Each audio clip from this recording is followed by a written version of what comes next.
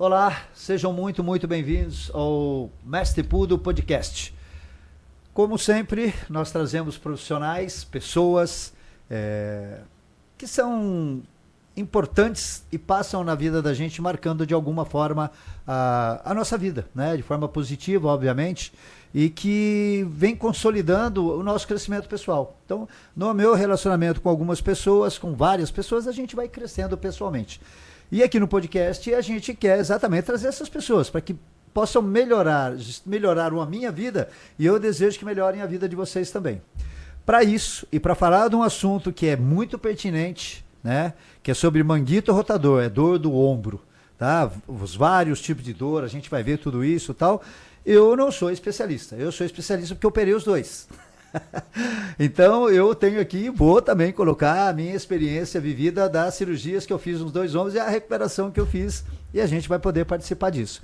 Mas para isso eu trouxe dois profissionais experts no assunto, que lidam com isso na vida deles. Deve ser, sei lá, a minha prescrição de treinamento de musculação e prescrição de treinamento aeróbio, ou aula de spinning, ciclismo, deve ser a vida deles. Então nós temos aqui o Yuri e o Rodrigo, os dois fisioterapeutas, ambos de Salesópolis, Salesópolis bem representado aqui, e do qual eu tenho um carinho muito especial. A gente até fez corrida de aventura, organizei corrida de aventura lá, tem uma relação legal com Salesópolis, adoro lá. Então, como sempre, os profissionais se apresentam, né? Eles falam da vida deles, das particularidades que eles desejam falar, e principalmente, obviamente, falar do currículo, que dá credibilidade para que as pessoas acreditem naquilo que eu estou dizendo aqui agora, que eu acabei de dizer, e naquilo que vocês vão dizer daqui para frente. Fiquem à vontade, quem quer se apresentar, é só olhar na câmera aqui e falar para a galera. Por favor, Rodrigo, começa aí. Beleza, vamos lá. Primeiro, um prazer estar aqui de novo. Pô, show de bola. Para falar já é a segunda vez, hein, galera? Dor lombar, quiser saber sobre dor lombar, já assiste o podcast, foi o nosso primeiro podcast. Isso. Bom, eu sou o Rodrigo Marconi, sou fisioterapeuta, né? Atuo lá na Trainer, que já faz uns 3, 4 anos lá com o Marcos. Sou formado em fisioterapia pelo Náutico, depois fui para carreira acadêmica, né? Quis ser pesquisador um tempo, fui mestrado na USP. E foi longe, hein?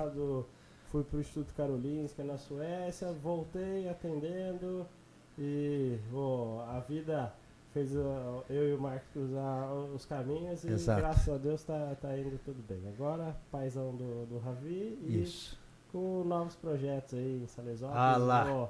Fala aí pra galera, fala lá pra galera lá o que você vai fazer. Já faz a divulgação, né? Porque já faz o merchan aí. A gente tem aqui a Clínica Trainer, Performance e Saúde. Isso. Lá em Salesópolis vai ser a Physique, Performance e Saúde aí, também. Ó, que coisa mais linda, que orgulho, hein? Com os conceitos Fico super feliz. Que legal, que legal. Trabalho interdisciplinar. Vocês vão trabalhar os dois lá?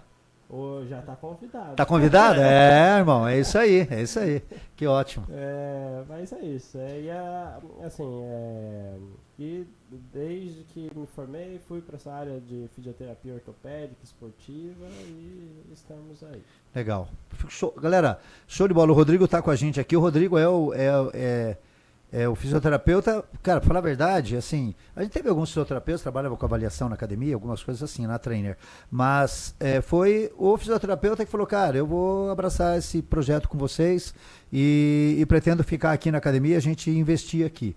Eu falei, pô, legal, a gente tá precisando. Cara, é muito importante. Galera, você que tá aí, treina numa academia, em algum lugar, se você tiver um fisioterapeuta perto de você, cara, é um negócio assim absurdo. Eu aprendo diariamente, toda vez que eu paro para conversar com eles, agora, 10 minutinhos conversando aqui, eu já aprendi mais. Então, procurem um bom fisioterapeuta, mesmo que você treine, mesmo que você não tenha dores, não tenha nada, tenha um desconforto, tenha algum desequilíbrio, alguma coisa. Se não tem, se quer identificar, procure um fisioterapeuta. Isso é básico, galera. Cada um no seu. Tem professor que se mete a querer fazer tratamento fisioterapêutico. Não vai nessa, tá? Cada um no seu. Falar nisso, Yuri, se apresenta pra galera aí, vamos conhecer vamos falar pra galera quem é você. Valeu, Marcos, obrigado pelo convite. Tamo junto. Meu nome é Yuri Bueno, sou formado há 5 anos pela Universidade de Mogi das Cruzes e fiz 1 ano de residência pela Unifesp, né? Então um ano bem pesado aí, estudando de manhã, tarde e noite. Você fez o que lá? Residência em fisioterapia esportiva, traumatologia e Legal. ortopedia. O meu mestrado foi lá também na Unifesp, em fisiologia do exercício, né? Sim. Mas faz tempo, hein? Você tinha meio que já nascido. Já. Lá eles são bons, assim. São E ótimos. eu digo que lá eu aprendi 10 anos em um só. Foi bem bacana a experiência Legal, que eu tive. legal. Eu também aprendi muito. Tem uma vivência também na área de ginástica artística. Viajei com o clube lá, Centro Olímpico. Fui para Aracaju, viajei, fiquei na arena assim, do Campeonato Brasileiro de Ginástica. Foi uma experiência também bem incrível. Que legal, cara. E atualmente aí eu entrei na parte de atleta, né? Hoje eu sou atleta natural de fisiculturismo. Estreiei faz uns 4, 5 meses, né? E a gente tá buscando aí uma segunda competição. Isso porque me motivou pelo fato da vivência, né? Entender na pele aí como é realmente a parte de treinamento, dieta. Quase machuquei meu ombro direito. Só faltava isso mesmo, né? Bom, também já tinha um fisioterapeuta ali, já podia bater um papinho com ele pra gente resolver isso. Me ajudou muito, ainda mais pela avaliação. Então a avaliação que nós fazemos com os alunos da Trainer, ele replicou em mim e realmente assim, correlacionou tanto a disfunção que eu tinha com a dor. E o que eu fiz foi um controle de carga ali que melhorou bastante. Mas isso é um outro assunto, né? Galera, eu me comprometo, já falei com o Yuri, ele está numa fase de preparação para a segunda competição do fisiculturismo natural, né? A gente vai vir um dia sentar aqui para falar sobre isso, tá? Que é um assunto que interessa muita gente, né? O fisiculturismo natural está em alta, né? Sim. E o Yuri vai competir em agosto, é isso? Talvez em agosto, vamos ver. Só que ele vai natural competir com os hormonizados. Exato. Tem tudo, hein? Corajoso a criatura, não é fácil não, hein? Tá bom? Mas a gente vai ter imagens disso, foto e tal, e a gente vai sentar e vai conversar, porque essa experiência dele vale muito, muito, acreditem nisso, vale um caminhão. Aí até, talvez no dia, a gente traga o Alê também, que é o seu nutricionista. Sim, aí, a gente já vê o seu coaching, cuida dos treinos também. Aí ele vai falar da experiência vivida e a gente fala dos aspectos de treinamento, de nutrição. Tá bom? Acho que isso vai ser top. Eu tenho que complementar uma coisa aqui desse garoto. Porque, assim, eu costumo brincar, eu contratei um jogador caro lá pra treino. É verdade. O passe da criança não foi barato, não. Porque, assim, na época, ele trabalhava na PhysioWay, que é umas clínicas de referência lá em São Paulo, né? E aí ele estava dentro da For Perform, que também é uma das academias que é referência no Brasil, assim, lá em Alphaville, que é top demais. Então ele veio também com essa bagagem de lá que agregou muito. Então, acho que... Aí ele falou, olha, eu trabalhei com os atletas, agora eu acho que eu vou virar atleta também. Não é isso, não? Ué, entendeu? Porque tem uns aspectos muito importantes. Galera, é assim... Eu acho que na profissão a gente é muito do que nós somos enquanto pessoas, né? Entendeu? E eu acho que esses aspectos da fisioterapia, os aspectos do esporte, de competição, um tratamento fisioterápico, mesmo para a saúde e tal, o processo de repetição da coisa correta, ela é determinante. Eu tenho uma frase que eu digo para todo mundo, a gente só é bom naquilo que repete, certo? Então, não adianta você falar, eu vou, de vez em quando eu treino, quando eu vou, treino bem. Desculpa, amigo, se não tiver frequência de treinamento, não vai acontecer. O processo fisioterápico de recuperação de dor, no que diz respeito ao ombro, qualquer articulação, eu acho que é determinante, não é isso? Então, vamos lá. Agora eu começo, eu acho que o mais importante, eu acho que para todo mundo, nem todo mundo sabe, e eu acredito que a maioria até não saiba, né? Quais são os músculos que compõem... Bom, primeiro a articulação, né? Glenohumeral, se vocês querem falar mais, já fiquem à vontade. Para falar da articulação e dos ombros, dos quais compõe o manguito rotador, tá bom?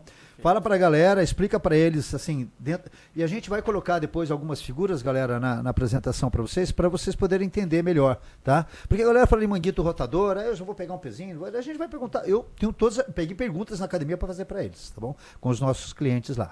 Vamos lá, quem é que pode falar e quer falar, fica à vontade. Perfeito. É seu. Com licença, Rodrigo, então... vou começar a falar um pouco da parte anatômica e biomecânica, né? Isso aí. Então, o manguito rotador é um conjunto de 4 músculos que estabilizam de forma ativa a articulação glenohumeral, que é a articulação do braço com a escápula, né?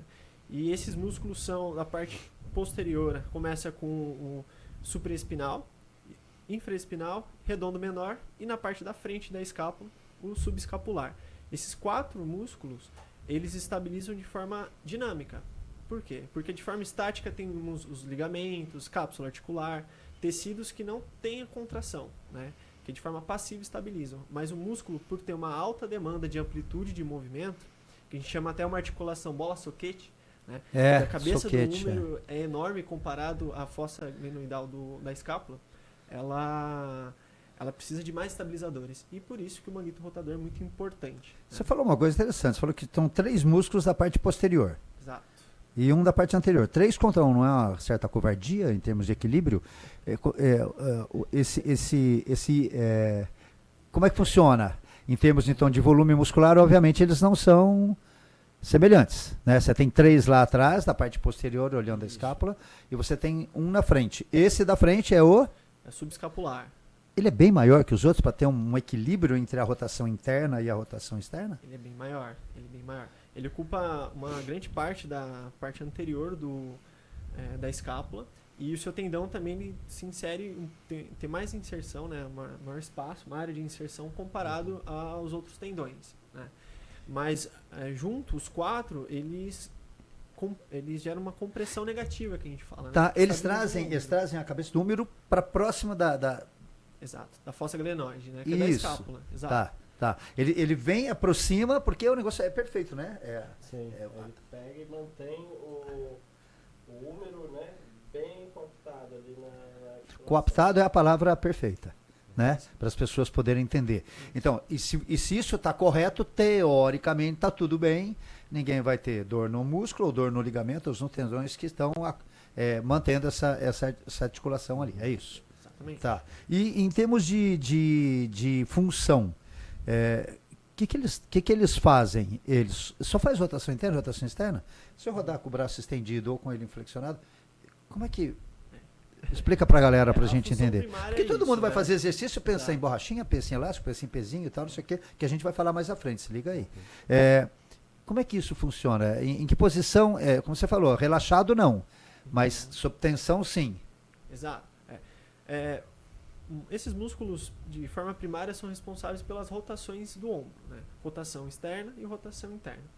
E o supraespinal ele também auxilia na abdução do ombro junto com o deltoide. Tá. Né? Então temos tanto a parte primária quanto a parte secundária de estabilizador. Aí eu já entro em outro assunto, que são as ações musculares, né? Então, só retomando um pouco do conceito, temos 5 ações musculares. Os agonistas, que é aqueles que fazem o movimento primário. Os antagonistas, que são aqueles que se opõem. Para ter um músculo de rotação externa, o músculo de rotação interna tem que estar relaxado, senão não tem movimento. Certo? Temos os sinergistas, que auxiliam o movimento. Os estabilizadores, que é aqueles que se contraem de forma isométrica, né?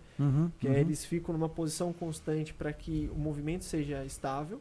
E os neutralizadores, que são o quê? Aqueles que fazem pequenas contrações musculares para estabilizar o movimento. Perfeito. Então o manguito rotador ele entra muito mais no movimento de estabilizador do que de primário. E o que a galera costuma fazer na academia é somente o movimento primário de rotação externa e esquece realmente da função do manguito, que é estabilizar a articulação. Escuta aí. E você fica lá 500 anos. Tem gente que usa o exercício para aquecer, cara. Eu falei, gente, aquecer, até onde entendo, qualquer exercício de aquecimento não é um exercício de desenvolvimento. Exato. Então, se eu for treinar só para aquecer levezinho lá, bom, primeiro, eu não vou aumentar a minha força dos músculos para executar esse padrão de movimento. Se você vai fazer, você tem que fortalecer. Ou seja, você tem que tentar vencer alguns limites, que seja de amplitude ou de carga, de intensidade. Sim. Ficar lá fazendo os movimentinhos como forma de aquecimento não vai resolver o problema da pessoa. Não como forma de aquecimento, não é que não devam fazer os outros exercícios. Né? Então, mas assim, você tem que tentar vencer algum limite para que isso possa acontecer, não é isso? Então, e aí, vamos lá, vamos dar continuidade. Você falou que você tem essas 5 funções deles. Como já que você está falando em músculos agonistas e aquela chamada contração, ou seja, eu tenho uma capacidade de rodar lateralmente, externamente, mas os meus antagônicos, eles tendem a estar relaxados. E isso é treinável. O nosso sistema nervoso central se adapta a isso. Sim, exato. Pessoas destreinadas têm dificuldade em fazer isso, não? Muito, demais. E ainda mais que começa a compensar, né? Aí, em vez de rodar o braço, gira o tronco junto. Aí, ó, Aí tá já entra a vendo? parte de coordenação. Por isso que o trabalho de reeducação motora, né, a aprendizagem do movimento é muito importante. Sim. É legal, então, você começar pensando mais em amplitude do que se for um elásticozinho, você ficar mais próximo do elástico, evitar que ele tensione muito para que eu possa ir me adaptando ou... Eu acho que nesses casos onde há uma falta de consciência corporal, de repente até menor amplitude ou isométrico mesmo, para você exercer tensão. Contando que a pessoa não tenha dor, né? Nós estamos partindo desse princípio. Estou pensando em alguém que está fazendo com um preventivo, né? Vamos dizer assim. Sim. Eu não quero me machucar, Sim. né? Então, eu já tive episódio, ou às vezes eu tenho tal, uma tendinite, depois a gente vai falar sobre isso, mas uma tendinite, alguma coisa, eu vou, para evitar que isso aconteça novamente, eu vou manter esses exercícios, correto? Eu costumo ter uma linha de raciocínio geral para prescrição de exercício, que Legal. seria uma tríade, né? Por quê, para quem e quando? Em Ok. que momento essa pessoa está? Por que o exercício e por que da prescrição do tipo e quando, né? Então, assim, por exemplo, se a pessoa faz compensações do movimento, de repente um passo isométrico, algum exercício de amplitude reduzida para exercer ali o trabalho com uma qualidade maior, mas assim, eu falo, eu costumo seguir essa regra, beleza, o cara já tem uma boa consciência corporal, uma boa estabilização, eu vou fazendo as progressões ali nos exercícios com maior ativação de manguito. Porque não é fácil fazer. Não é. Galera, desculpa falar, eu vejo a galera fazendo na academia lá, vai algumas pessoas até que tem prescrição de outros profissionais e tal, a gente vê fazendo lá, é surreal, cara. Parece que se você olhar, cada um faz uma coisa diferente. Sim, eu vejo a galera fazendo... rápido. Rodam muito assim. E aí tem a compensação, como você falou, de vai escápula junto, tem rotação do tronco, tem... Sim. Eu falo, gente, não é por aí, né? Entendeu? Quando eu aprendi a primeira vez, a gente tinha que... A ideia... Olha, mas tem... A primeira cirurgia eu fiz tem quase 20 anos. Pedia-se para manter o braço encostado para fazer a rotação. Na época era isso. Marcos, eu começava a afastar um pouquinho, aí depois vocês podem explicar melhor, que é o supraespinal que faz essa pequena abdução aqui, é isso? Aí eu tentava, porque ele pedia, né? Eu queria fazer a força, ele pedia para eu abduzir um pouquinho. E eu não podia, eu tinha que ficar limitando ali. Eu sofria pra caramba para fazer isso na minha recuperação. Essa posição do braço faz diferença? Muita diferença. É, eu devo afastar? Eu não devo afastar? Como é que funciona isso? Assim, há algumas hipóteses quando você faz com o braço coladinho no úmero, que o braço, quer dizer, o úmero colado ali na costela, parece, o tendão do supra, ele fica bem em cima ali da cabeça do úmero, né? E parece, quando você faz a rotação, parece que exerce uma força compressiva no tendão. No tendão. Ele tem um sulco, né, que ele passa. O tendão, a gente fala, foi feito para, que nem um tecido, foi feito para resistir a forças de tensão. Se faz força de compressão, ele começa a se adaptar a receber força de compressão. E aí ele se adapta a receber força de compressão. Isso é uma hipótese ainda. Ok. Mas assim... Mas bem aceito, a princípio parece verídico. Tem alguns poréns. Na posição de 0 graus, parece que você tem uma ativação maior do infraespinal. Mas, aparentemente, você também tem uma boa ativação com ali uns 30 graus de abdução. Não tão pronunciada, mas uma diferença pequena. Mas parece ser mais fisiológico você fazer... Até para o tendão do supra rodar dentro da cavidade, não é isso? Da articulação. Isso, ele gera um espaço e ele encurta um pouquinho e gera uma certa... A tensão deve diminuir, porque não está tão alongado também, né? Não sei se eu estou falando besteira. Mas você aproximou, ele está mais alongado. Aí você vai tentar rodar...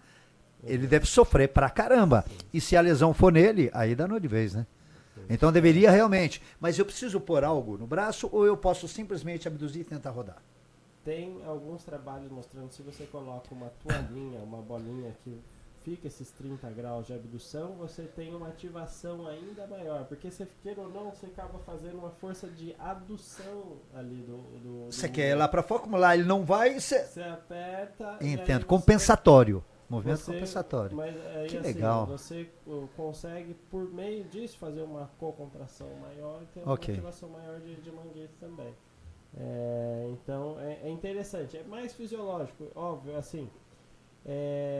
Não vou condenar esse exercício a 0 graus, porque ainda é uma hipótese. Não se sabe exatamente se ele ocasiona, de fato, uma lesão. Mas a hipótese ele gera uma força compressiva. Então eu vou dar a minha opinião de quem já fez. Eu sofri pra caramba pra fazer esse braço junto ao corpo aí, o ombro aqui coladinho aqui. Eu sentia muita dor, cara. Muita dor. Eu particularmente prefiro prescrever com a pequena abdução. Tá, com apoio. Com apoio. Livre, só quem tem uma ótima consciência corporal. Porque às vezes você passa, começa, ao invés de fazer a rotação externa, começa a fazer a abdução. Então, porque o deltoide é grande, é forte, você acaba abduzindo meio que... A pessoa começa a fadigar e você vê que muda totalmente o padrão de movimento. E já vi também na internet algumas coisas, os caras apoiam o braço em cima de um apoio aqui assim e fazem com halter. Isso faz parte de uma das perguntas, não, mas eu acho que é pertinente agora nesse momento. E ficam fazendo a rotação aqui, externa, aqui assim, com o braço abduzido em 90 graus. E aí? Não sei.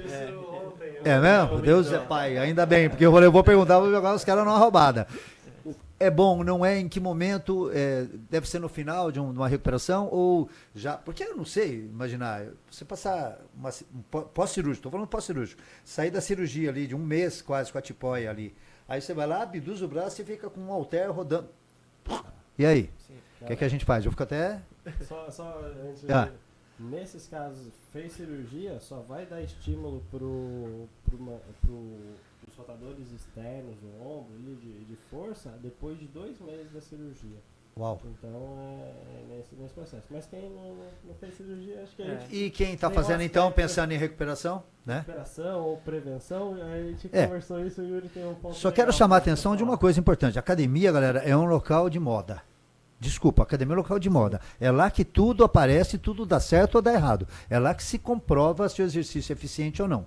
Já vi entrar e sair de academia dezenas, centenas de exercícios nesses 45 anos que eu treino ou estou dentro de academia. E um deles é esse. Então, a gente tá lá, de repente aparece alguém fazendo algo diferente. A galera, vou fazer esse negócio aí também. É para manguito aí, então vou fazer também. Tá. É igual, tô tomando um suplemento, parece ter o resultado em você, qual que é? Vou tomar também, entendeu? Academia é isso. Bota uma roupa colorida, um tênis, todo mundo vai lá e imita. Eu devo fazer isso? Em que momento? Ou existe um grau de segurança nessa abdução para depois a rotação? Ajuda a galera aí. Tem muitos aspectos para comentar. O primeiro é quanto maior a angulação, maior a estabilização. Então, se você tem dificuldade em uma angulação mais baixa, a 90 graus, né, que é a mais alta, a tendência de forçar mais a musculatura, exigindo mais o tendão. Tá. Né? Eu mesmo, quando comecei a musculação, há 10 anos atrás, eu comecei com 14 anos, faz muito tempo. Eu aquecia dessa maneira. Eu aquecia assim, né? Segurava um peso, 90 graus e fazia a rotação. Ok. Né? Com o deltoide em isometria. Em isometria. O deltoide e o supraespinho, todos eles, né? Tá. Aí a gente entra numa questão de eficiência. Será que eu preciso fazer esse exercício ou tem outro mais eficiente? Aí você acaba escolhendo. Custo-benefício. Custo-benefício, exato. Então não é tão eficiente você segurar um peso aqui e rodar, mas é uma forma de aquecer. Mas tem outras maneiras, até com elástico, é muito legal, porque a tensão do elástico ela exige muito mais força de contração concêntrica, né, onde as fibras realmente se juntam, que favorece muito mais a ativação desse manguito. Tá? E lembrando que quando a gente faz a rotação, né, a 90 graus, ou até mesmo com a 0 graus, é uma ação agonista, então músculo primário. Mas será que se eu manter uma isometria, puxando um elástico, por exemplo, na minha frente e elevando a mão quando eu tensiono o elástico, eu já vou ter uma ação mais estabilizadora. Então, a eficácia é muito melhor. Né? Então, não vou dizer que está errado, mas tem outras maneiras de aquecer. Tem coisa melhor para se fazer. Muito melhor. Escutou aí? Pelo amor de Deus, né? Eu também tenho um contraponto. Você pegou lá o halter, né? você tem uma certa tensão, só que você vai chegando aqui, vai acabando a tensão do... O vetor de força cai em cima aqui, zerou, né?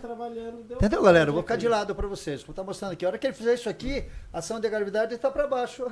Então, os rotadores... Quando você tem um elástico puxando, fazendo esse vetor para justamente você trabalhar mais manguito e não deltoide, né? Correto, eu correto. acho que assim, pensando em esportes overhead, que você, por exemplo, tem que... Quando você faz um gesto de corte, arremesso... Um arremesso, a batida no vôlei, o saque no tênis. Sim.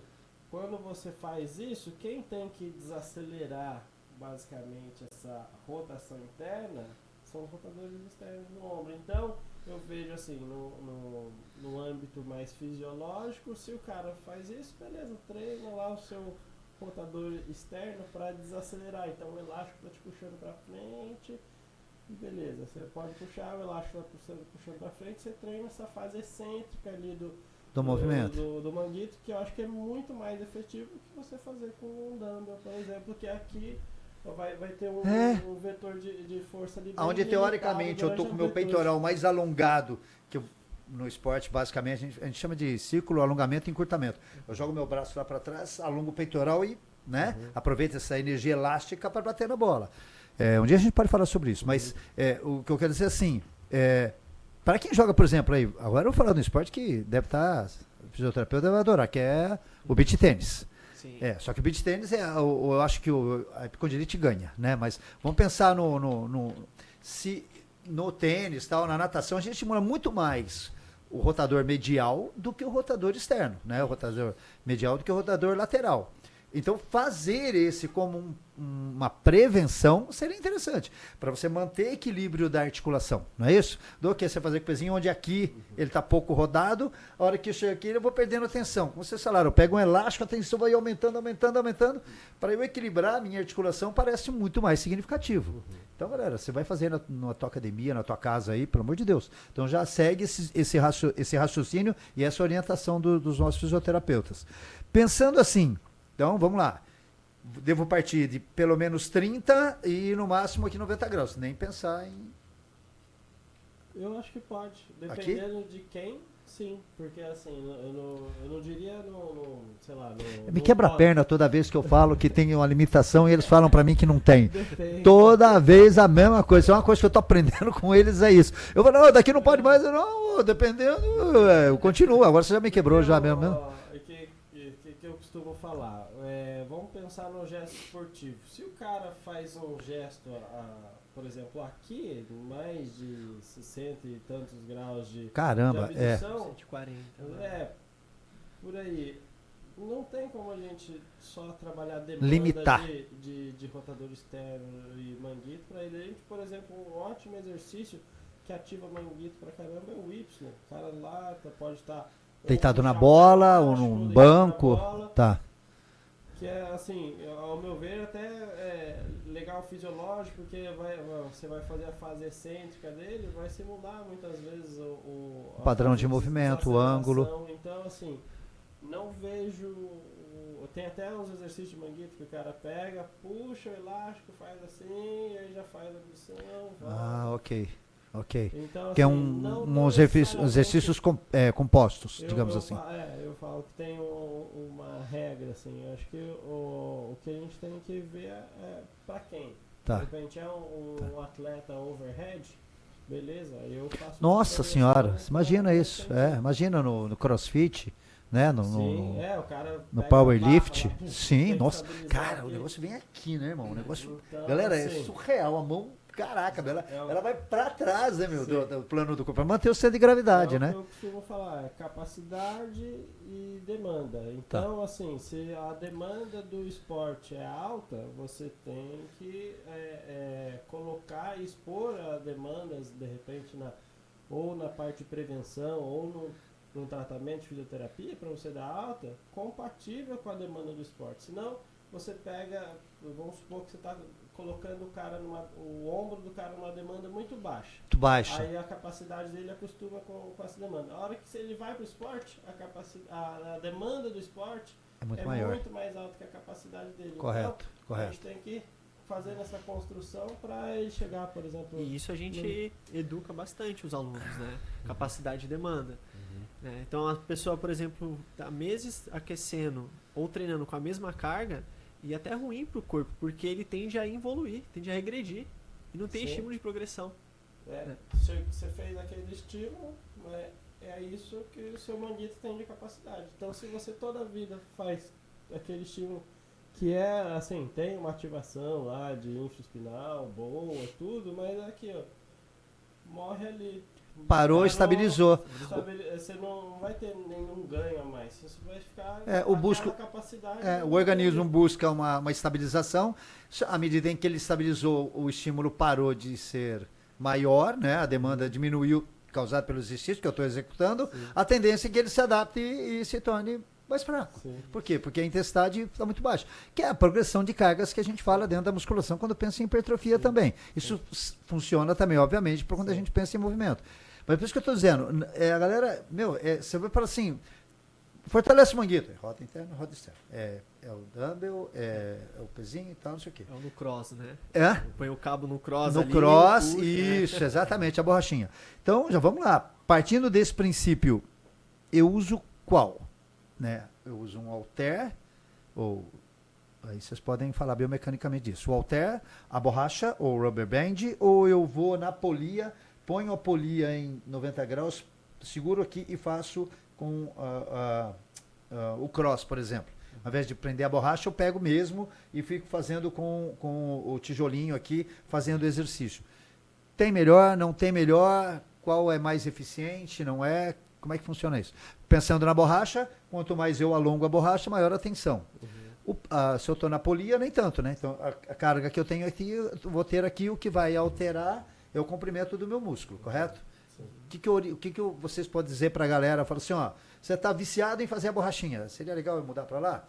O dumbbell, o halter, o que vocês diriam para a galera que está lá na academia se matando lá de aquecer manguito lá e tal? Alguns até com uma certa cinesiofobia, né? Eu preciso fazer, que se eu não fizer eu vou me machucar. Tem essa condição também, que eu vejo muita gente assim. Onde é que eu falo? Onde é que seria melhor treinar? Ou em que momento seria melhor? E qual equipamento eu deveria usar? Borracha, dumbbell, ou halter, ou eu uso a polia? O que vocês acham? Fique à vontade. Eu vou passar as duas visões. Eu tá bom. Com os meus pacientes e comigo mesmo, né? Então, devido à minha competição, né, eu estou num nível de treinamento muito pesado. Então, quanto maior a variabilidade do meu aquecimento, melhor vai estar preparado meu músculo, minha articulação. Então é sempre legal explorar vários tipos. As variações. As variações. Legal. E as intensidades, né? Então eu faço tanto no elástico, quanto no livre, quanto no cross. E também no apoio, por exemplo, no apoio de flexão, né? Que é o braço apoiado no solo, também ajuda nessa contração do manguito rotador e os músculos da escápula, serrátil anterior, entre outros, né? Agora, se eu estou com o meu paciente e ele nunca treinou ou está no estado de lesão, aí já regrido tudo. Aí eu preciso até mesmo brincar um pouco com a variável da gravidade também. Né? Ok. Sem ação da gravidade ou com o auxílio do externo, que a gente chama de movimento ativo assistido. Então o paciente não consegue fazer o movimento, eu vou lá e auxilio ele. Mas é sempre legal explorar a variabilidade. Então não só elástico, não só máquina, não só livre, sempre explorando. Né? E quanto maior a variabilidade motora, tipo de estímulo, melhor vai estar preparado o teu corpo. Legal. Eu assim, também tenho um ponto, acho bem válido e interessante que o Yuri comentou, mas também, assim, aqui, basicamente, quando o seu braço está nessa posição, você não tem uma demanda alta de estabilização para o manguito. Você vai ter que ativar manguito a hora que tiver aqui de 60, 120 graus ou mais. Então, o que eu falo? Faça, de repente, se você já está habituado, com orientação, né? A progressão para você ativar manguito e amplitudes diferentes de abdução e flexão do ombro. Tá? Porque aí onde o manguito de fato vai precisar trabalhar, estabilizar a articulação. Então, porque eu não preciso necessariamente, assim, eu vou estimular só o meu manguito de forma dinâmica, que é o caso que todo mundo pensa. Exato. De forma, aí como músculo... Estabilizador. Não, a gente imagina só ele como agonista. Aí, se eu rodar, eu estou ele, se eu rodar externamente os 3 lá de trás, se eu rodar internamente o subescapular. Infraespinal. O infraespinal. Então, se eu pensar dessa forma, eu vou ficar só ali. Agora, eles participam de N movimentos, como é que é o que você está colocando aqui agora. Se eu faço uma flexão, ou se eu fazer um desenvolvimento com halter, ou num eles estão sendo estimulados. Mas eu não estou treinando eles estão sendo estimulados para estabilizar. Então, eles dizem ser o agonista para ser estabilizadores. E tem várias formas, porque assim, a gente vê sempre as pessoas falando do exercício para manguito com a mão livre. Mas você pode trabalhar em cadeia cinética fechada, ativação do manguito. Você faz por exemplo, uma prancha alta com um pouquinho ali de flexão de cotovelo, você está ativando o manguito. E assim, tem estudo de eletromiografia mostrando assim, a ativação de infraespinal, por exemplo, você faz, ativa mais, você na cadeia cinética fechada ali fazendo uma prancha alta. É fantástico, né? Eu adoro cadeia cinética. E prancha alta com apoio de uma mão, pra caceta. Uma mão? Mais, aí pra atleta. A gente testou. Eu possivelmente cairia. Você testou fazer isso? Eu testei, eu consegui, o Rodrigo foi fazer, quase caiu. Eu caio também. Eu caio. Eu nunca fiz, experiência zero disso. Então, mas veja, o que assim que é legal que as pessoas que estão nos assistindo entendam. Tudo bem, você pode ter os seus manguitos e tal, só que ele está como músculo primário, como músculo agonista. Em que situação da minha vida, ou rotina diária, ou de trabalho, ou de prática esportiva, eu vou utilizar esse movimento? Se ele não tem muita exigência, é melhor então que se faça dessa forma, pensando no padrão específico da minha exigência esportiva. No seu caso, o bodybuilding, né? No meu caso também a musculação, mas eu não vou competir, mas eu treino como você. A gente treina para hipertrofia, e para força, etc. Então, a galera, ele imagina que ele sai daqui, fica fazendo os exercícios, como você falou, faz aqueles rapidinho lá, tudo curtinho e tal, não sei o que, a borrachinha, já tô bem, aí ele vai fazer o exercício dele. Aí, às vezes não põe nenhuma carga progressiva, não faz um movimento de adaptação, nem nada, que a gente chama de aquecimento específico, né? Pensando assim, eu deveria fazer isso, né? Esses estímulos, com que frequência eu devo fazer? Galera, já estou puxando as perguntas lá da galera. Com que frequência? Por exemplo, a maioria das pessoas faz como forma de aquecimento antes do treinamento, tá bom? Seria mais proveitoso ou mais vantajoso, ou teria um resultado melhor eu fazendo os dias que eu não estou treinando, por exemplo, membro superior, ou quando eu estou em casa com uma borracha, eu conseguiria resultados melhores pensando neles como rotadores, ou eu tenho esses resultados, eu deveria fazer realmente como aquecimento? Por que eu estou perguntando isso? Porque para você fazer rotação medial, quando eu fiz a minha fisioterapia, eu fazia rotação externa, rotação interna, fazia flexão do número e fazia extensão com a borracha. Eram os 4 movimentos que eu fazia, tá bom? Só isso aí, então, uns 10, 15 minutos. Então, a pessoa, quando ela pensa em ir na academia, hoje, as pessoas têm problema de tempo, não é isso? Então, quando você faz uma avaliação, e aí eu gostaria que depois vocês explicassem para mim sobre a avaliação, quantas vezes, e é melhor eu realmente falar assim, olha, você tem 1 hora para treinar, vamos admitir um professor de personal, um aluno de personal, 1 hora de treino, se eu ficar 10, 15 minutos, eu perco não, mas eu deixo de ter 10, 15 minutos de desenvolvimento, treinamento de força específica e tal. Eu devo fazer, seria melhor fazer, não tem nada de estudo sobre isso, eu coloco realmente, eu mantenho isso como aquecimento. Visão de vocês, porque a gente, acho que possivelmente não teve estudo sobre isso, mas na vivência de vocês, seria vantagem para eu ter uma borrachinha, um pezinho em casa, alguma coisa e fazer, ou eu devo continuar fazendo como forma de aquecimento? Eu vejo assim, depende para quem também, porque eu vejo, a gente faz avaliação lá e a gente vê resistência de força, né, dos rotadores externos do ombro, a gente vê, por exemplo, padrão de movimento da escápula, que são, assim, se você tem discinese escapular, né, que é essa alteração no padrão de movimento da escápula, que é esse osso aqui de trás. E se você tem fraqueza dos rotadores externos, né, que são os três os músculos de trás lá do manguito rotador, você tem um aumento do risco de dor, lesão de ombro. Ou seja, se você é desse perfil, na minha visão, faz no dia que você está treinando mesmo. Você pode fazer ali o trabalho de força. Aí você, acho que nesse ponto que você está fraco, eu acho que aí é válido ali trabalhar como sinergista e depois evoluir para um trabalho mais de estabilizador. Então eu vejo assim, nesse perfil, eu acho que encaixa bem. Eu vejo num perfil geral, não necessariamente você precisa fazer vários exercícios de rotadores externos, de manguito. Sei lá, eu quando vou fazer supino, por exemplo, eu gosto de fazer uma ativação mais específica de manguito. Faço lá uma prancha alta em isometria. Só flexionar o cotovelo, ativa serrátil junto. Com a contração e tal.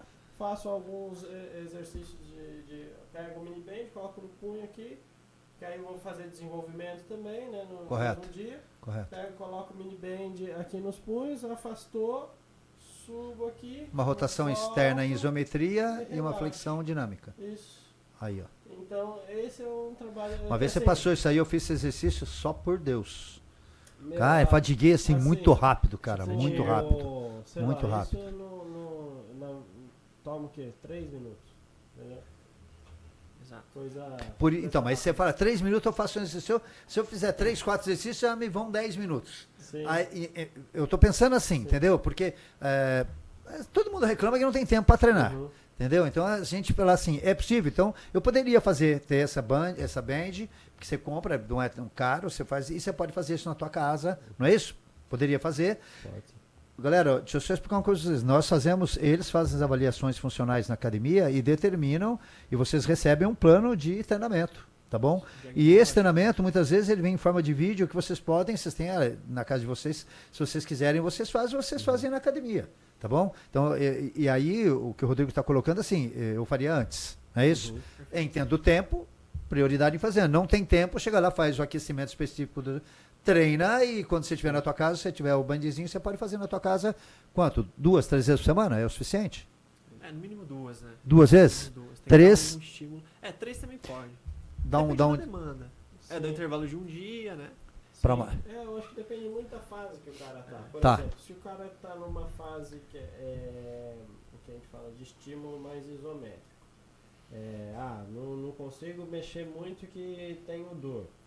O estímulo isométrico, a recuperação dele é mais rápida. Então, assim, quando a galera fala, eu posso fazer isso todo dia? Eu falei, isométrico, pode. Tá. Porque tem menos microlesão, a recuperação é mais rápida e tal.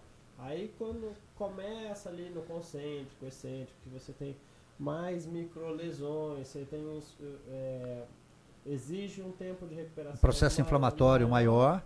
Aí eu pego e falo, dá intervalo de um dia para recuperação.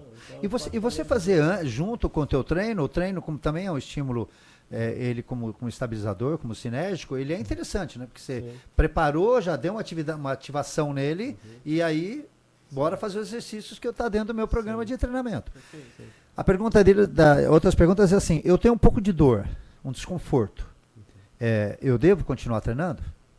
Depende. Depende do tanto de desconforto, né? Porque assim. O supino é um exercício que gera desconforto. Elevação lateral é um exercício que gera desconforto, ainda de cadeia cinética aberta. Caramba, eu me lembro. Galera, quando eu operei o primeiro ombro meu, né, o direito, eu me lembro que eu não conseguia abduzir meu braço, assim.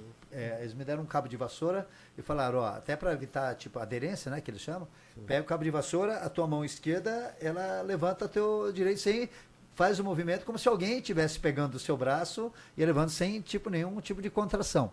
Mesmo assim, era sofrido, né? Se a pessoa tem uma dor específica de um movimento qualquer, ela deixa de fazer o movimento e continua treinando. Tô admitindo alguém que está lá na academia treinando, está com dor, não tem a condição de ter os fisioterapeutas como vocês, os nossos alunos da academia treino, que são privilegiados. E 99,9% das academias não tem um fisioterapeuta que possa dar esse subsídio para eles. que ele faz? Desesperadamente, ele fala, pô, e agora? O que é que eu faço? Eu continuo treinando, não continuo? Eu vou procurar um fisioterapeuta? Me ajuda aí. Se você tá fora da trainer, vai pra trainer. Obrigado pelo merchan. Vem falar com a gente. Ué, lógico. Galera, o que eu falo, isso é uma mão de obra, é um serviço, é uma qualificação que muda muito, que torna a vida das pessoas muito melhor. Alguém que treina com um desconforto, uma dor, é limitante. Sim. Se você tem limitações para treinar, o seu desenvolvimento é limitado. Se o desenvolvimento é limitado, seguindo o princípio, eu não progrido tanto. Se eu não progrido tanto, eu desanimo. Se eu desanimo, eu paro de treinar. Simples assim. Né? Então, aquilo que é uma dorzinha, um incômodo, pode me levar ao sedentarismo novamente. E culpa a musculação, né? E culpa o exercício, porque ali eu estou fazendo, aquilo me dói. Aí vai no médico, o médico vai falar que foi o exercício que machucou e tal. Quer dizer, joga tudo fora de contexto. Eu devo continuar? Sei lá, vamos partir uma elevação lateral, um desenvolvimento, um supino. Vai.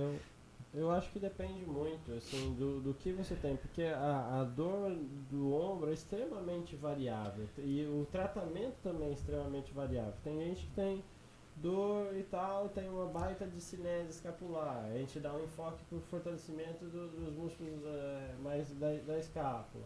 Tem gente que tem uma fraqueza de manguito, tem gente que tem restrição de mobilidade de ombro e pode ter dor por conta disso. Então, assim, depende muito do que, mas pro exercício também tem um grau de irritabilidade que é aceitável, né?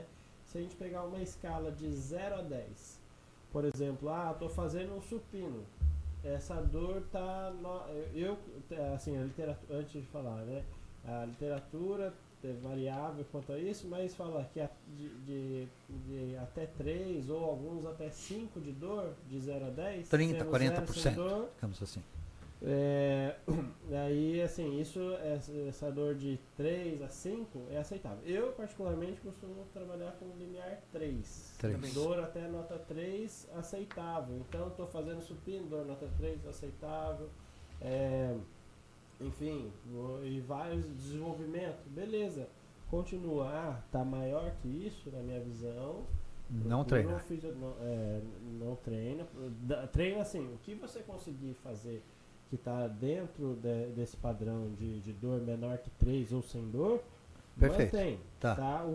Aí o que tiver doendo acima não faz, okay. Mas acho que nesse momento é a hora de procurar um fisioterapeuta, porque às vezes, o que a gente faz? Adaptações. Dói para fazer tal gesto, beleza, a gente pode fazer até em isometria, sem dor ali, mantém um estímulo de força pro músculo, óbvio, não tão efetivo como você fazendo de forma dinâmica, concêntrico ali, mas enfim, melhor que zero. Sim, entende? Sim, penso também assim, penso assim. É essa linha. E assim, eu vou aproveitar, porque eu vi que vocês mal tomaram água, porque a câmera fica em vocês o tempo todo. Enquanto vocês tomam uma água, eu vou falar dos nossos patrocinadores aqui. Vou falar agora e quero ver se eu me lembro de falar no final também. E quero aproveitar uma coisa que eu nunca pedi, sabe assim? Bastante gente que assiste, a gente percebe isso e a gente está com bastante curtida. E precisamos aumentar o nosso número de seguidores para que, obviamente, a plataforma ofereça nosso podcast para maior número de pessoas. Então você que está assistindo aí, está curtindo, né? Está gostando do que a gente está falando, eu pessoalmente estou adorando isso, estou aprendendo novamente muito mais. Curte aí, compartilha, segue a gente, né? Para que a gente ganhe relevância e o nosso podcast possa crescer cada vez mais, tá bom? Bom, eu vou agradecer ao Pet Mais, que é a empresa de pet e animais da Francine e da Rita, o Pet Mais, que é o pet.animais com 2 S, aqui no Mogilar, em Mogi das Cruzes. Se você tiver teu pet aqui em Mogi, pega teu carro, sai de onde você tiver aqui em Mogi, leva lá, você vai ver o nível de tratamento que os seus pets têm com elas lá. Então é tão bom que elas já estão abrindo uma nova unidade também, tá bom? E a Trainer Academia, né, obviamente, Trainer _ Academia. Entrem lá, conheçam a nossa academia, tem vídeos passeando dentro da academia, os profissionais, para vocês entenderem como funciona. Nossos profissionais estão com a gente diariamente na academia, para que vocês possam perceber que existe diferença, que existe uma coisa melhor do que simplesmente pagar e ter um local para você treinar sem ninguém que te oriente. em Mogi das Cruzes nós temos, são 3 unidades, 3 academias da Trainer, de pessoas que estão lá, profissionais qualificados e treinados para atender vocês. Exemplo, vídeo aqui na minha frente, tá bom? Que lesões eu posso ter no meu ombro? Aí fala, eu sei se eu estou com uma dor aqui, eu não sei se é uma tendinite, se é uma bursite, como é que eu sei, né? A pessoa é assim, galera, eu vou falar, para trazer aqui, eu passo na academia e falo, você está fortalecendo mangueta, o que você faz? Não, é que eu tenho uma dor aqui, eu não sei se é, o que é esse negócio. Você foi no médico? Não, não fui no médico, não, mas é que eu consigo fazer, mas ainda estou com uma dorzinha, mas eu não sei se, mas o que você tem? Eu não sei, eu sei que tem uma dor, eu não sei se é uma bursite, o que a pessoa pode ter? Essa dor, ela pode ser causada por que tipo de patologia, se é que a gente pode colocar dessa forma? Tudo. Pode ser tudo? Desde o ombro até da cervical, pode refletir no ombro também. Aí vem a avaliação, para saber. E aí, normalmente a pessoa vai procurar um médico, desculpa falar, mas, né, eu costumo dizer que o médico é quase um semideus, né? Então, tudo que ele indica, ele tem essa competência. Eu estou falando como semideus porque quando um médico fala, é bem diferente do que um profissional de educação física fala, né? Ainda como respeitabilidade e tal. Não estou tirando, muito pelo contrário, acho que está tudo certo. Mas ele deve procurar um médico ainda, ele faz algum processo de avaliação, o médico vai lá possivelmente pedir um exame de imagem, alguma coisa assim, né? Primeiro começa com raio-x, é o básico de lá. Do raio-x não deu para enxergar nada, vai para o ultrassom, não deu nada, vai para a ressonância magnética. É mais ou menos uma sequenciazinha, digamos, proforme. E o que a gente fala? Ele chega com vocês, eles vão falar o quê? Vai lá, sei lá o que você tem. Onde é que dói? Dói quando faz. Aí começam os testes. É assim? Exato. Como é que funciona isso? Assim, primeiro a gente tem que tomar um baita cuidado com o exame de imagem, porque assim, se eu fizer no meu ombro agora, fizer uma ressonância, vai aparecer alguma coisa. Imagina os meus dois, com 2 cirurgias, como é que não tá, né? Nem tudo que tá lá tem correlação clínica. Eu já atendi várias pessoas assim, tá com tendinopatia do bíceps. Aí você faz várias funções de bíceps, 0 dor. Caramba. Então assim, tem lá no exame de imagem talvez uma desorganização do colágeno ali, ok, mas isso não implica que isso é a doença. Tanto é que lá embaixo do exame de imagem eles colocam fazer correlação clínica para ver relevância Exatamente. dos resultados. Tá. E é bem isso, só que assim, ninguém lê essa parte. Mas eu já li, eu leio. Mas Eu a sou boa chato. parte da população, putz, eu tô com bursite, eu tô com tendinite, eu falei, calma, vamos ver. Porque no diagnóstico vem tudo, né? Aí, Derrame, não sei o quê, que o tendão tá no isso, tá aquilo. O cara entra em parafuso, fala, não posso fazer mais nada na minha vida. Não é isso? Sim, Ué. aí vamos ver o que disso tem relevância, né? Aí vem até essas funções, rotação externa, interna, a gente vê do que da função basicamente está alterado, né, funcionalmente. A Yuri pode complementar aí depois o que a gente avalia lá, mas é basicamente isso. O exame de imagem, ele não vai guiar o tratamento fisioterapêutico. É um complemento. É um complemento. Então, assim, o que vai guiar vai ser a nossa avaliação, as funções, como esse cara está funcionalmente, e aí, a partir disso, a gente traça os exercícios. Legal. Somando a isso que você está colocando dessa forma, eu aprendi uma frase com o médico. A gente não trata a doença, a gente trata o paciente. Não é isso? Sim. Como você falou, cada um. Eu posso ter a mesma patologia e o tratamento naquele. Um pode ter sentido a dor hoje, outro está crônico, outro veio de uma cirurgia, ambos têm exatamente as mesmas coisas e o tratamento é totalmente diferente. Não é isso? Exato. Pode continuar, é só para fortalecer o que você falou aí. Eu gostaria de complementar até mesmo essa diferença de uma abordagem médica e fisioterapêutica. Então o médico ele vai agir na patologia, na doença daquela região, daquele tecido. E nós fisioterapeutas a gente age na função. Por isso que nosso diagnóstico é cinético funcional. Okay. Então a gente se baseia na função. Então eu gosto de sempre falar o mesmo exemplo para a pessoa entender que, por exemplo, você teve Covid, então o médico vai lá e vai tratar a sua Covid. Mas a consequência dessa Covid foi o quê? Uma alteração respiratória. Uma queda imunológica. Mas a parte de função. Função, capacidade perdão. pulmonar Entendi. é alterada. Então a gente trata a função do pulmão e o médico vai lá e trata Covid, a doença do que está no pulmão. Né? Então isso também funciona com a gente. Então, nós temos uma noção de patologia para até saber conversar e direcionar o paciente, o aluno, para o setor certo, né? Então, vamos fazer uma avaliação para ter um resultado cinético funcional. Ó, você está com uma bandeira vermelha, vamos direcionar para a parte médica, é bom fazer uns exames para realmente identificar o que está causando essa dor. Então, vem muito do feeling e da experiência do profissional. Sim. Até, por exemplo, fisioterapeuta é um profissional de assistência primária, né? Então, não necessariamente você precisa ir ao médico para ir ao fisioterapeuta. Você pode fazer tô com dor no ombro, pode ir até... Olha, assim, com o contato que eu tenho com vocês, eu diria que seria ideal passar primeiro com o fisioterapeuta antes de procurar o médico.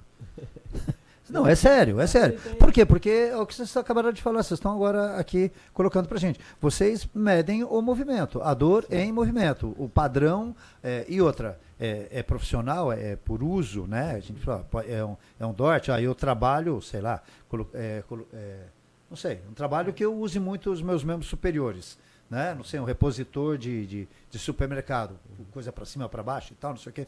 Pô, eu tenho um fator estressante, então tudo deve ser analisado. No médico, você está com uma dor, eu vou te dar um remédio para dor. Agora, como é que eu vou cuidar dessa dor ou para evitar que ela recue novamente ou apareça novamente, não é isso? O Yuri tocou num ponto super importante, que é a avaliação de que a gente chama de bandeira vermelha, né?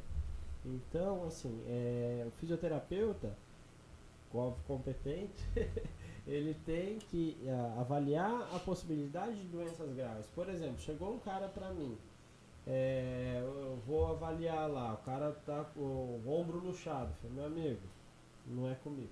Você vai ter que procurar uma assistência médica. Ou faço alguns testes lá e tem característica de ruptura de tendão. Ou tá com perda de função porque tem tendão rompido. Isso tem diminui muita força já, né? Quando aconteceu comigo, que eu me machuquei, que rompeu. Tem alguns testes específicos. Caraca. Você coloca o cara lá na posição, sustenta aí. Ele não vai conseguir sustentar porque o tendão que deveria mantém a rotação externa não vai estar ali, vai cair o braço. Então, assim, esses casos... Não tem como. Meu amigo, bandeira vermelha. Médico. Ou quando tem um trauma, uma suspeita de fratura, médico. Então, assim, tem eu falo, cada um tem sua contribuição e a hora certa de contribuir. Então, nesses casos, algumas coisas mais graves, se chegar pra gente, a gente vai encaminhar. Quando estavam falando sobre isso, por que isso é assim? Quais são as causas, né? Com que frequência isso acontece e em que pessoas acontece? Então, a gente sabe, aí brincou do beach tênis, da natação, né? Por causa do impacto até da entrada da água, tal, o braço de alavanca é gigantesco. O tênis de campo, né? Em si, de quadra, e na academia. Né? Então, aquele cara que tenta vencer limites e tenta inventar exercício de rota para cá, rodar para lá e tal, não sei o quê, isso aumenta também. Mas quais são os fatores? Idade é um fator agravante para lesão de manguito e tal? Quais são os fatores, as causas, assim, os fatores que mais levam, ou que momento isso acontece com mais frequência? Pode comentar. Beleza. Assim, alguns fatores de risco para dor no ombro e lesões no ombro geral. É a tal da discinese escapular, né? A redução de força lá dos rotadores externos do ombro também é um fator de risco. Idade, né? Um sedentário, por exemplo, caraca, sim. Não é? Não sei. O tendão precisa de carga para se adaptar. Então, se você não dá estímulo, o tendão vai se acostumar com aquilo que você faz. Então, vai ser um tendão, obviamente, muito mais fragilizado. E aí tem, assim, dentre os fatores físicos, aí, assim, se você tem essas alterações e aí você está na atividade overhead, você vai ser mais exposto, né? E aí tem outros fatores metabólicos, né, que aumenta a chance de disfunção de tendão, diabetes, porque você parece que tem acúmulo. Você falou isso aí, eu falei, cara, até isso. Pessoas tabagistas. Caraca. O cigarro, vou falar uma coisa pra vocês. Eu já tô desistindo do cigarro já.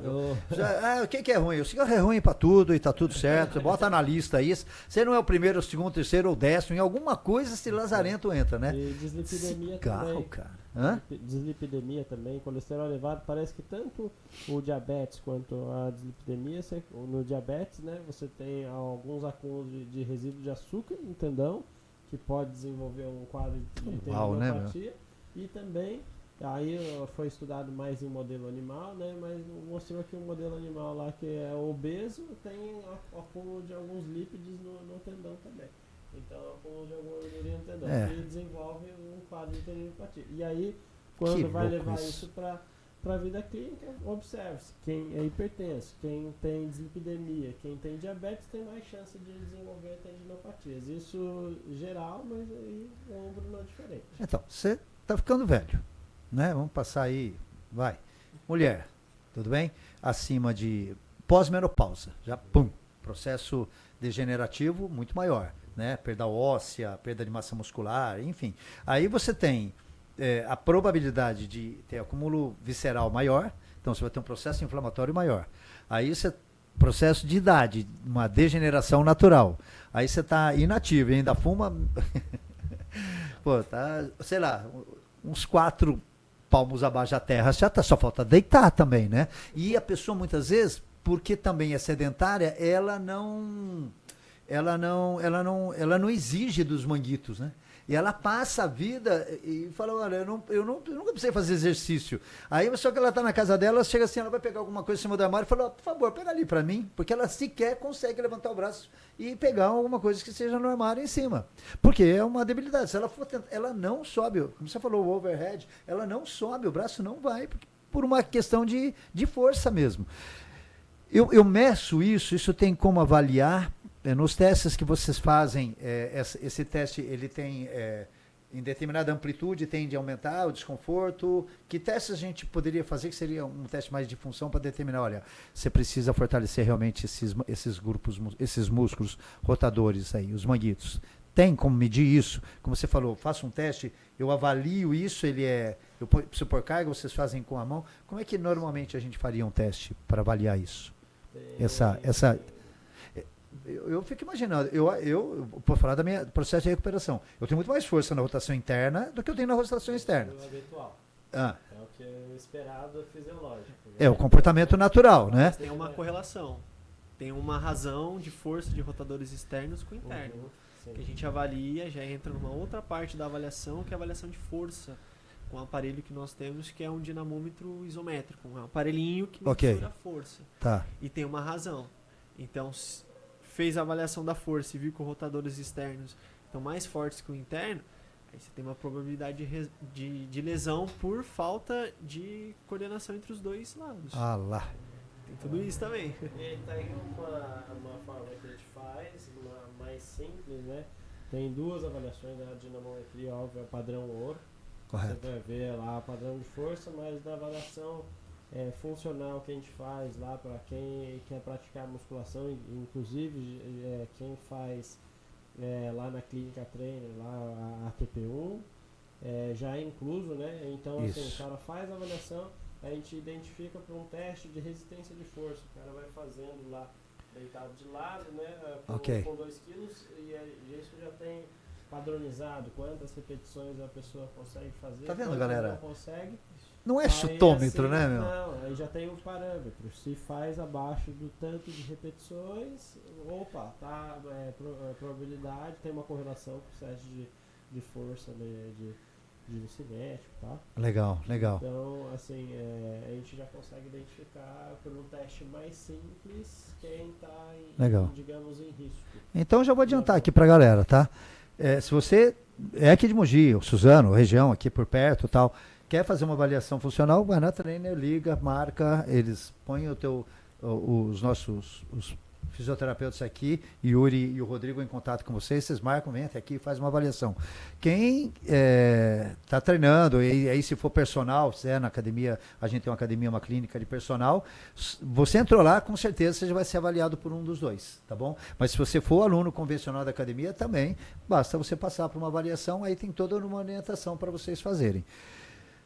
Eu acho que para encerrar, né, eu acho que a gente tem que, eu sempre falo que a gente tem que passar alguma mensagem para as pessoas, né? A mensagem de vida de vocês, relacionada à profissão, ou uma frase que vocês tenham, qualquer coisa.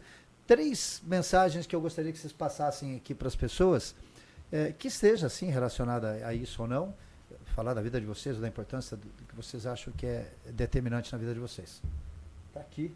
Pode falar. As 3 mensagens que vocês querem dar. Não. Tá chegando agora. É melhor. Seria, Olha para a câmera lá e fala para eles que mensagem você gostaria de passar para eles. Foram 3 mensagens? 3 mensagens. Uma frase de vida, sobre exercício, sobre atividade, sobre você que agora está virando um atleta também. Qualquer coisa que seja, que você acha que na sua vida é determinante. Sim.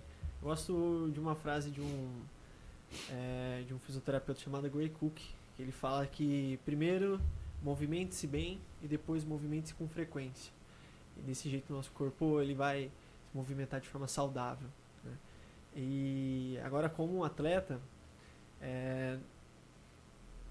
eu vejo que tanto o treinamento, quanto a dieta, quanto o descanso, tudo isso ele faz parte do nosso desenvolvimento, vamos dizer, físico, mas também tem a parte psicológica, a parte social, e não tem nada melhor que você se sentir bem, saudável, forte e poder continuar, né? Eu estou numa fase de alto nível, mas quando eu saí disso, principalmente parte eu fiquei resfriado, gripado, e não tem uma sensação pior do que você tá fora nisso aí, né? Então, de um jeito ou de outro tem que treinar, não tem como. Tem que buscar o desenvolvimento, tem que buscar fortalecimento, e assim a gente vai evoluindo aí de forma saudável. Legal. Você vê que o exercício é uma coisa fantástica, né? Galera, não é assim, as pessoas ficam assim, Marcos, é fácil você falar, você tem academia, você está 45 anos fazendo musculação, para você é fácil falar. Então, mas eu estou há 45 anos. Não é fácil você manter ativo durante 45 anos, né? Não fui ainda atleta, mas Pode entrar no Master aí. Por que não, né? Olha, tem hora que eu imagino, viu, galera? Porque eu percebo muito a segunda frase sua, tá? Desculpa, a primeira frase de que você se movimenta bem antes de se movimentar com frequência.